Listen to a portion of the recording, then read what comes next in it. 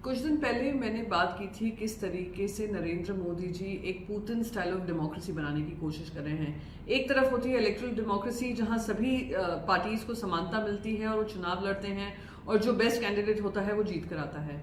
एक है Putin style democracy जहां पे विपक्ष रहता ही नहीं है, विपक्ष है ही नहीं, और विपक्ष अगर हो भी जो पुतिन के खिलाफ बोलते हैं उनको सजाए काला पानी भेज दिया जाता है जहां पे उनकी मौत हो जाती है। आज ऐसा ही कुछ हाल देश में देखने को मिल रहा है। कुछ दिन पहले ये एक्सपेरिमेंट शुरू हुआ था चंडीगढ़ के मेयर पोल में, जहां पे खुलेआम रिगिंग हो रही थी वोट्स की। मेयर पोल में सुप्रीम कोर्ट ने संज्ञान लेते हुए उस मेयर पोल को रद्द किया और फिर से जब मेयर पोल हुआ आम आदमी पार्टी की जीत हासिल हुई।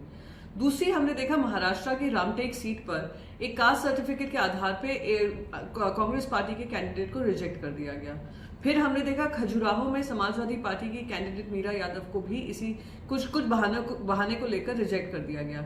सूरत में तो हद ही पार कर दी है, कोई इलेक्शन ही नहीं हो रहा है। आज सोचिए देश भर के युवा जो होंगे जब जिस दिन वोट कर रहे होंगे अपनी सेल्फी खींच कर दिखाएंगे कि उन्होंने वोट किया है। सूरत तो वोट ही नहीं करेगा। और क्यों? क्योंकि एक किसी बेबुनियाद आरोप पर एक candidate, official candidate Congress party का रिजेक्ट कर दिया जाता है, डिस्क्वालीफाई करते हैं। जो सब्स्टिट्यूट कैंडिडेट होता है उनको भी किसी कारणवश रिजेक्ट कर देते हैं।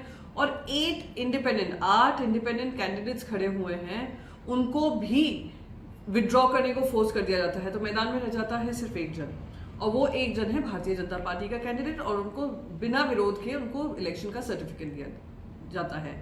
ये जो 400 पार का नारा लग रहा है सिर्फ प्रजातंत्र को खत्म करने का नारा नहीं लग रहा है, ये देश के संविधान को बदलने का नारा लग रहा है। और ये बार बार इनके प्रत्याशी भी कह रहे हैं, और ये जो मैंने आपको पूरा क्रोनोलॉजी समझाई है वो भी यही बयां कर रहा है। मैं आपको फिर से दोहराऊंगी कि ये जो चल रहा है देश में, ये भारतीय जनता पार्टी की सोची समझी रणनीति है कि किस तरीके से प्रजातंत्र को दरकिनार करें। और जब भी वोटिंग हो तो ऐसी वोटिंग हो जहां बिन विरोध हो, या इस तरीके से हो जहां विपक्षी ना हो, ईडी सीबीआई आईटी का इस्तेमाल कर। इसलिए मैं आप सबसे रिक्वेस्ट करूंगी, इस टाइम जब आप वोट करें तो सोच समझ कर वोट करिएगा कि कहीं ये आपका आखिरी वोट देश की एक इंडिपेंडेंट डेमोक्रेसी पर ना हो। धन्यवाद।